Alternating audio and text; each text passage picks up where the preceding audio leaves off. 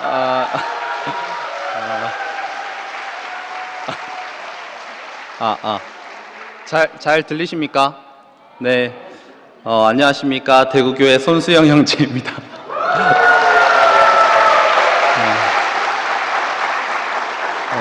먼저 2023년도 봄집회 새 시대를 선포하자라는 주제로 선포할 수 있는 기회를 주신 이모 삼촌들, 형제 자매들, 또 목사님께 너무 큰 감사를 먼저 드립니다. 제가 준비를 하다 보니까 많은 분들이 응원 문자도 보내주시고 또 우리 성일이 아버지께서 또 이렇게 멋진 옷을 또 입혀주시고 이렇게 해가지고 제가 많이 떨립니다. 아까 특송 들을 때는 심장이 안 뛰더니 또 끝나니까 바로 막 심장 박동수가 뭐 고조를 치는데 제가 너무 떨릴까봐 오늘 아침에 우황청심환도 먹었거든요. 제가 그 모임에서 이전에 많이 떨린다고 하니까 제가 떤다니까 은혜를 받는 사람들이 있다고 하더라고요. 수영이는 뭐 잘할 거니까 안 떨 줄 알았는데 떤다고 그런 얘기를 많이 하던데 저도 100% 사람이거든요. 저 신기가 1도 없고 또 제가 또 도덕적으로 그렇게 완전하지도 않습니다. 어, 그런데 제가 하나님께서 태초에 사람에게 주신 이 상속자의 축복을 간증하기에는 하나도 부족함이 없는 것 같아서 즐겁게 감사하게 이 자리에 섰습니다. 정말 먼저 말씀드리고 싶은 게 오늘 말씀의 전부는 주제입니다. 집회의 주제, 새 시대를 선포하자. 이고 다음으로 제일 중요한 것은 제목입니다. 새 시대의 상속자. 그 다음에 성경 구절 히브리서 1장 5절입니다. 그리고 나머지는 본문이니까 제가 뭐 말을 덜덜덜덜 떨거나 말을 잘 못하면 그냥 집회 주제와 제목과 성경 구절과 본문을 읽어주시면 감사하겠습니다. 제가 이 주제를 이 집회 제목, 제 말씀 제목을 정하면서 가장 중요한 성경 구절이라고 생각이 들어서 히브리서 1장 5절을 한번 적어봤습니다. 너무 중요하다고 생각이 돼서 한번 말씀 노트에 있는 내용을 다 같이 한번 읽어주시면 감사하겠습니다. 준비되셨으면 같이 읽어보겠습니다. 하나님께서 어느 때에 천사 중 누구에게 내가 내 아들이라 오늘날 내가 너를 낳았다 하셨으며 또 다시 나는 그에게 아버지가 되고 그는 내게 아들이 되리라 하셨느뇨. 아멘. 신약의 요점은 신약이 왔다는 거겠죠. 근데 신약이 왜 왔는지를 제가 한번 설명해 보려고 합니다. 제가 이 제목을 상속자로 지은 데에는 제 모든 것이 여기 담겨 있다는 마음인데요. 상속자라는 뜻과 후사라는 단어가 히브리서 1장에 쭉 나옵니다. 개역 개정에는 후사라고 되어 있고 세번역과 현대인 성경에는 상속자라고 되어 있습니다. 제가 많이 떨리는데 그게 거꾸로일 수도 있습니다. 근데 상속자와 후사가 제 개념에 오늘 확실하게 또 아침에 깨달아진 게 있는데요. 상속자는 무엇을 물려받는 사람이고 후사는 무엇인가를 이어받는 사람이라는 생각이 있었는데 상속이라는 단어의 첫 번째 뜻이 뒤를 잇는다는 뜻이더라고요. 그러니까 상속자와 후사가 저에게 정확하게 한 단어라는 것이 오늘 알아졌습니다. 상속자는 하나님의 모든 축복을 받는 사람이고 후사는 하나님의 모든 것의 뒤를 잇고 이어받아서 그 축복을 생육하고 번성하고 다스리는 모든 위임을 받은 사람이 상속자이며 후사입니다. 또 영어 단어도 한번 찾아봤는데 succeed라는 그 동사에 성공하다라는 뜻도 있지만 뒤를 잇는다는 뜻이 있더라고요. 뒤를 잇는 것이 성공하는 것입니다, 여러분. 하나님의 모든 것을 상속받아서 그 뒤를 이어서 통치하고 다스리고 생육하고 번성하는 것이 하나님이 사람에게 주신 그 운명을 성취하고 성공하는 것이라고 말할 수 있습니다. 먼저 왜 새 시대인지 한번 들어가 보도록 하겠습니다.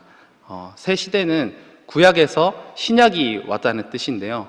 구약에서는 창세기 6장에 하나님의 아들들이 사람의 딸들을 취해서 그 네피림을 낳았다고 나와 있습니다. 나와 있는데 그 하나님의 아들이 천사라는 것이고, 또 사람의 딸들은 천사를 흠모하는 사람의 딸들입니다. 그러니까 결국에는 아무리 말로는 사람이 하나님의 상속자라고 하지만 결국에는 그 능력이 있고 내려올 수 있는 천사를 흠모하는 그것이 속아 있어서 사람이 상속자가 아니라 구약에서는 천사가 계속 상속자였다는 것이죠. 그런데 신약에 먼저 구약에서는 또 제사장이 한 명이었잖아요. 대제사장이. 그리고 1년에 한 번 지성소에 가서 하나님 말씀을 가지고 나오는데, 신약에 와서 이 십자가에서 내려오지 못하는 예수, 이 운명 안에서 모든 사람이 왕같은 제사장이 돼서 하나님과 1대1 관계를 맺을 수 있는 이 복음이 나타난 것이 새 시대입니다, 여러분.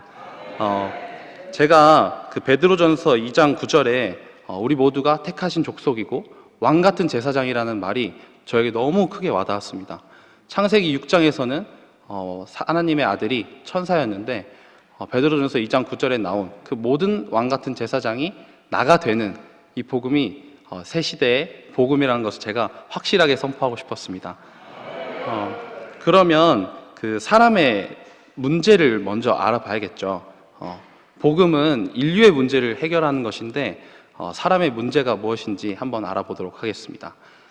사람의 문제는 죽음에 매여 종로로 타는 것인데요. 죽음에 매여 종로로 탄다는 그 내용은 사람으로 지어졌는데 사람의 운명이 싫고 천사처럼 되고 싶은 거죠. 천사처럼 되고 싶은 것의 가장 큰 말은 내려올 수 있는 사람이 되고 싶은 것입니다. 내려올 수 있는 사람, 이 말 자체가 말이 안 됩니다. 사람은 내려올 수 없으니까요. 근데 이게 하나님이 사람에게 처음 정해주신 축복이 있을 텐데 이것을 싫다고 하니까 문제가 되는 것입니다. 창조하신 이가 주어주신 그 운명을 싫어하니까 문제가 생기는 것이고, 그것이 아무것도 아닌 것 같지만 하나님이 지으신 것을 피조물이 좋아한다면 그걸로 인류의 문제가 생길 수가 없습니다. 천사처럼 내려오고 싶어서 많은 사람들이 노력을 했습니다. 그런데 인류 역사상 몇 명이나 내려올 수 있었습니까? 제가 이 부분에서 꼭 말씀드리고 싶은 예화가 있는데, 저도 이병철 회장을 본 적도 없고 잘 모르거든요. 근데 목사님께서 이병철 회장 예시를 예전에 많이 드셔서 제가 그 창세기 말씀 들을 때 항상 그게 어릴 때부터 꽂히더라고요. 세상을 살 때 돈과 권력과 명예를 쫓아서 가고 대부분의 저희 또래들은 그 이상으로 삶의 이유를 찾지 못합니다. 그런데 이병철 회장이 이제 생을 마감할 때 신은 있는가? 라고 하면서 허무하게 간 그 모습을 제가 보았는데, 조선 반도 역사에 이병철보다 제가 잘날 자신이 없더라고요. 제가 아무리 날고 기어서 노력을 해도 이병철 회장보다 잘날 자신이 없었어요. 근데 그 노선에서 제가 마지막에 인생을 끝낼 때 신은 있는가? 신은 존재하고 나를 왜 지었는가? 라는 질문을 하고 죽는다면 제 인생은 허무할 거라는 생각이 들었어요. 근데 반면에 우리 이열래 목사님 얘기를 들어보니까 그 안에 제 인생의 길이 있더라고요. 내일 일을 모른다. 이병철 회장은 신은 있는가? 라고 질문을 했는데, 신은 있냐라고 묻는 것은 자기가 최소 신이 동급이거나 신보다 이상이라는 뜻이죠. 신이 있는지 정리해서 알려주려고 했으니까. 그런데 이열래 목사님은 내일 일을 모르는 것이 사람이구나. 사람은 내일 일을 모르는 거구나. 이 자리에서 하나님을 만나게 됐다는 거예요. 완벽하게 내가 피조물이기 때문에 하나님을 만나게 된 거죠. 제가 그것을 보면서 사람에게는 자신이 목적을 지어서 가는 것이 아니라 태초에 하나님이 사람에게 모든 축복을 담아두는 그 길이 있구나. 그것을 알게 되었습니다. 사람이 내려오고 싶어서 모든 인류의 문제가 생긴다고 제가 말씀을 드렸는데 왜 이 복음이 인류의 문제를 근본적으로 해결하는 복음인가? 사람이 천사가 되고 싶어서 모든 인생고가 생기는데 하나님이 처음 지으신 그 태초의 목적을 찾으니까 천사처럼 될 이유가 없으니까 승리하는 거고 모든 것의 원인이 무효가 되는 것이죠. 저는 이거를 알고 나서 정말 뭐 감정적으로는 동요가 있을 수 있습니다. 저도 사람이니까요. 그런데 운명적으로 흔들림이 없어지더라고요. 사람이 하나님이 처음부터 목적을 가지고 자신의 상속자로 자신의 뒤를 이어서 만유를 다스리고 지배하고 통치하게 지었구나.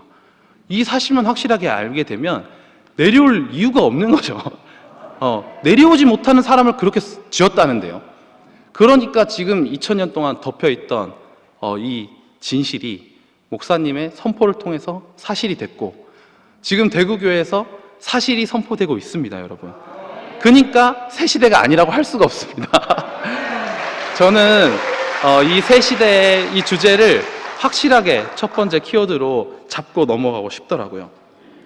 하나님이 좋아하는 것을 좋아하는 사람, 이 위치를 회복한 사람, 그게 바로 나라는 거죠.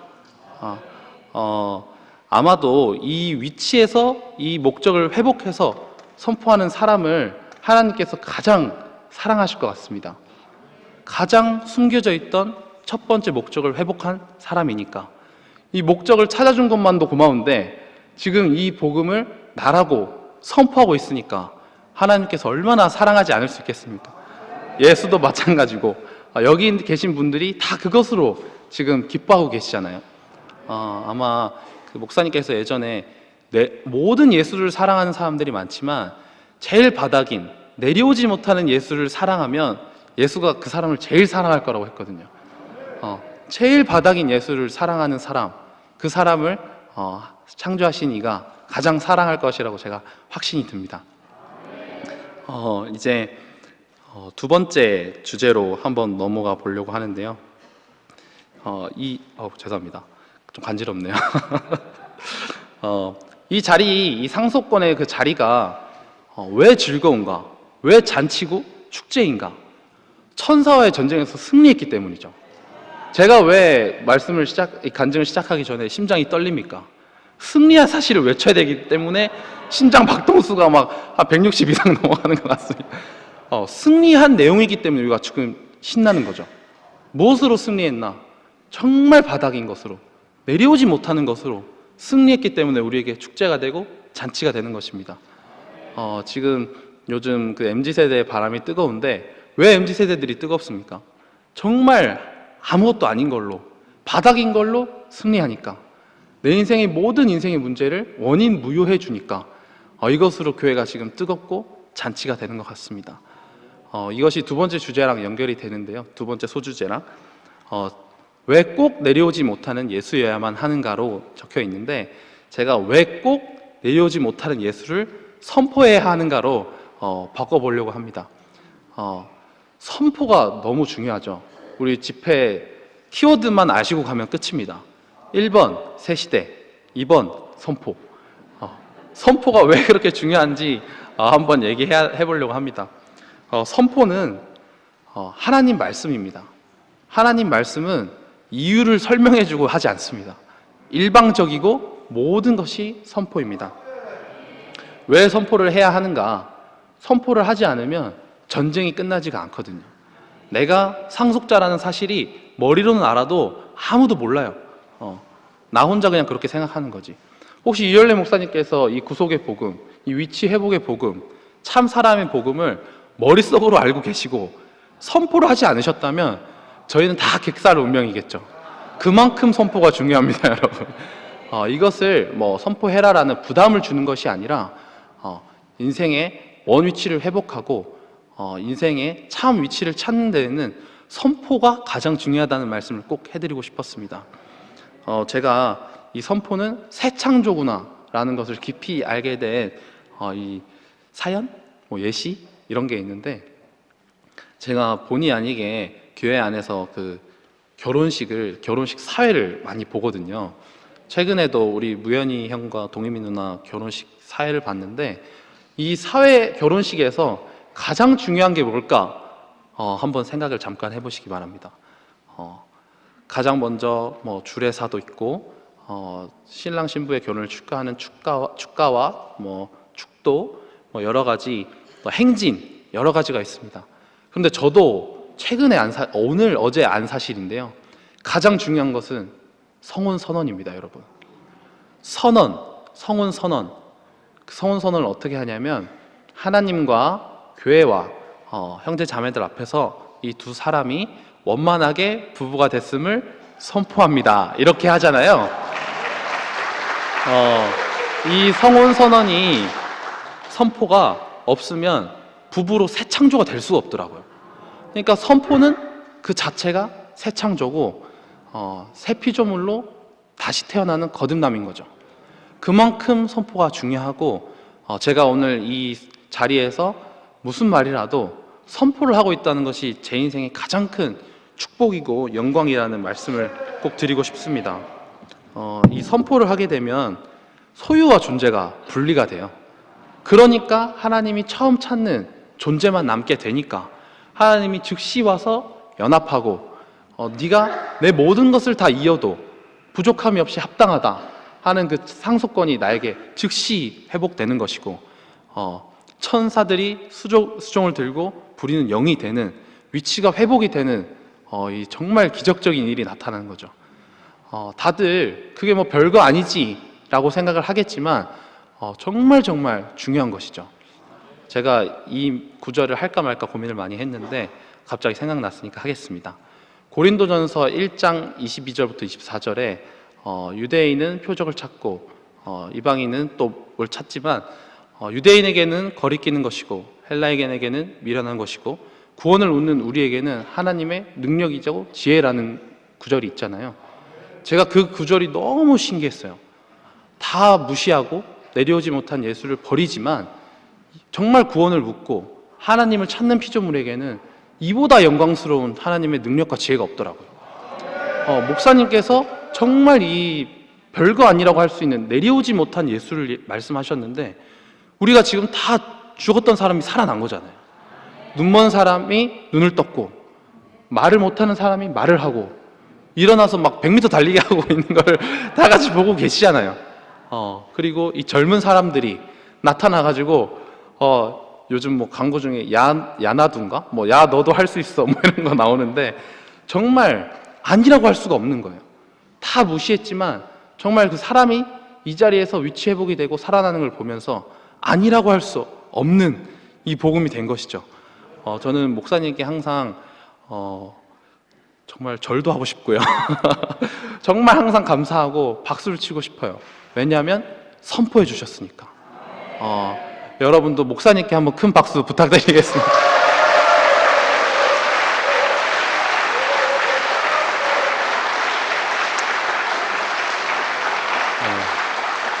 감사합니다. 여러 가지 선포가 있겠죠. 그러면 여러 가지 선포가 있는데 왜 꼭 내려오지 못하는 예수여야만 하는가? 요거에 대해서 또 한번 얘기해 보고 싶습니다. 인류 역사상 정말 많은 사람들이 십자가에 달려서 죽었더라고요. 근데 아무한테도 내려와 보라고 한 적이 없어요.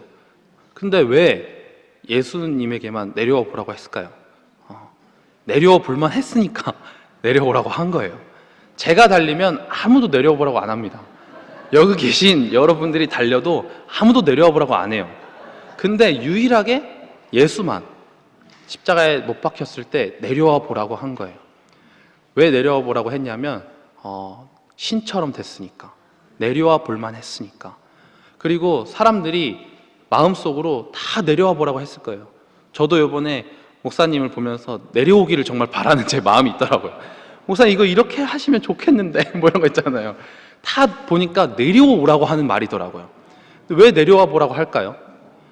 예수가 내려오면 제가 내려올 확률이 0.0001% 생겨요. 그러니까 내려와 보라고 하는 거예요. 근데 천사는 내려와 보지 못할 거라는 걸 알고 내려와 보라고 하는 거예요. 왜냐하면 내려오지 못하지만 내려오려고 노력을 해야 하나님의 아들이 사람이 아니라 자기 자신이 되기 때문이죠. 이게 2000년 동안 감춰져 있다가 목사님이 이 구속을 복음을 통해서 이 선포를 통해서 이 온 인류에게 전파된 첫 집회입니다, 여러분. 이 첫 집회에 오신 것을 환영합니다.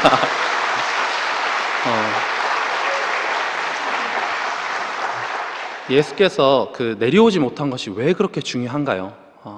예수가 내려오지 못했기 때문에 신처럼 하나님이 그 위치에 있으면 신처럼 쓴 사람도 내려오지 못하는 자리에서 100% 사람이라는 것이 드러났기 때문입니다.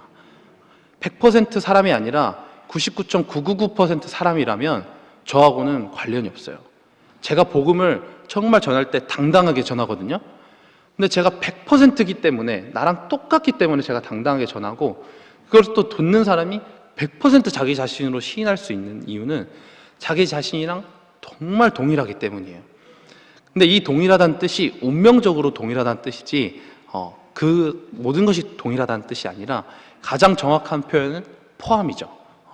포함의 비밀이 내려오지 못하는 곳에서 나타났기 때문에 꼭 십자가에서 내려오지 못하는 예수여야만 하는 것입니다, 여러분.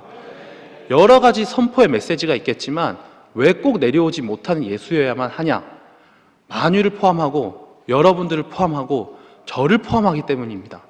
그래서 저는 목사님께서 정말 내려오지 못한 예수를 타협하지 못한 이유가 이 포함의 비밀에 있다고 여러분들께 또 간증하고 싶더라고요.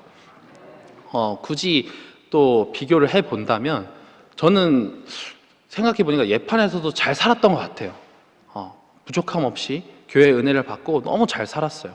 근데 이 복음 안에서 신적인 면모를 따라가려고 하다 보니까 1등부터 한 100등까지 순서가 쫙 나눠지더라고요.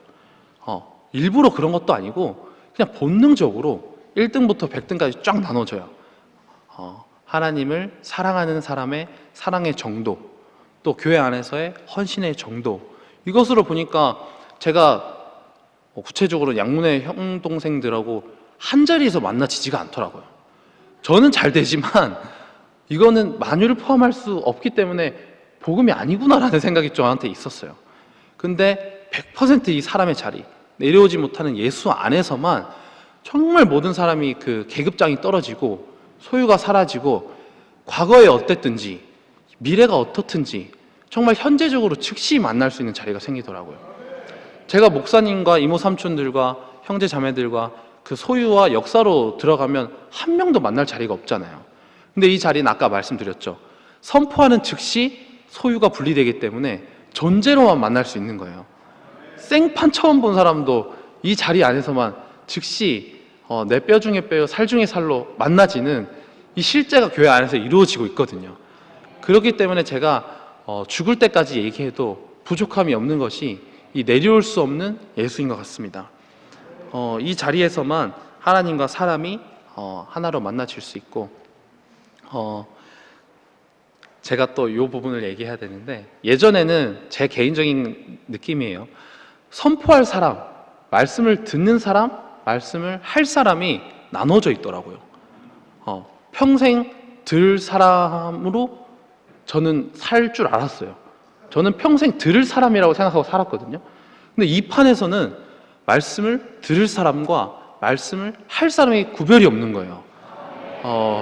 제가 여기 정면에 우리 동생들이 보이는데, 예전에는 제가 이 동생들이 제 말씀을 들어야 되는 사람으로 보였어요. 특히 굳이 실명을 거론하자면 우리 연호가 이렇게 눈앞에 보이는데, 연호하고 수민이 이렇게 보이는데, 저는 동생들한테는 말할 사람이고 또 누구 앞에 갔으면 들을 사람이었어요. 그래서 연호하고 수민이를 보면서 얘들이 이 정도 왔구나 이런 생각이 들었어요, 항상. 그러니까 한 사람은 들을 사람이고 한 사람은 말할 사람이 되죠. 근데 이 십자가에서 내려올 수 없는 이 참 사람의 운명, 이 상속자와 후사의 운명, 이 뒤를 이을 생육하고 번성하고 다스릴 운명 안에 오면 모든 계급장이 떨어지는 거예요. 교회 안에서 가장 구체적으로 말씀을 할 사람과 들을 사람이 없어지는 거죠. 그러니까 이 평신도교회가 선포가 된 것입니다, 여러분.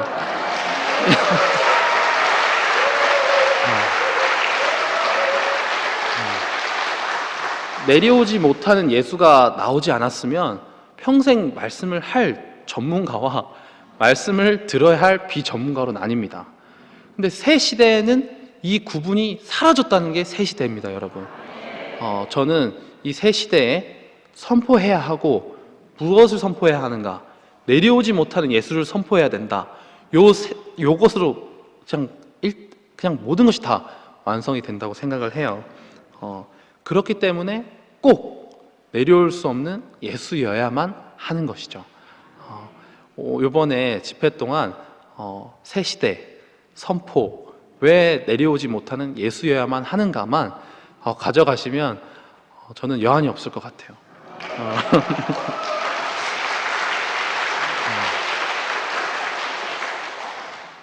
이 자리에서만 하나님은 태초부터 사람을 자신을 일, 상속자, 후사로 지으셨습니다, 여러분. 이 자리에서만 하나님이 주실 복을 받기에 합당해요. 제가 이 부분도 하나 지나간 부분인데 얘기하고 싶은 게, 다 복을 주셨거든요. 짜고 치는 고스톱이란 얘기예요. 근데 사람이 짜고 치는 게 너무 싫어가지고 판을 뒤집고 내가 한번 내 능력으로 한번 해보겠다고 하니까 판을 다 깔아놓은 사람이 얼마나 답답하겠습니까? 그리고 그 경부고속도로가 있잖아요. 경부고속도로가 정말 오랜 시간 동안 많은 사람들이 지어가지고 올려놓은 도로인데, 부산이랑 서울 갈 때 잘 쓰잖아요. 근데 이 위치를 이탈한 사람이 자기가 고속도로 하나 만들어보고 거기서 달려보고 싶은 거예요. 그러니까 평생 고속도로 만들다가 밟아보지도 못하고 가는 거죠. 그러니까 허무한 거예요. 근데 야, 고속도로 있구나, 이거 달리기만 하면 서울에서 부산으로, 부산에서 서울로 가는구나, 이것만 발견하시면 됩니다, 여러분. 이 자리가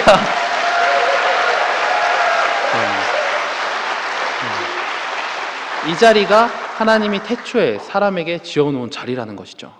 그러니까 내려오려고 할 필요가 없어요. 내려오려고 하면 고속도로를 만드시는 것이고요. 내려오지 못한 예수가 나다, 이렇게 얘기하시면 고속도로 타시는 것이고요.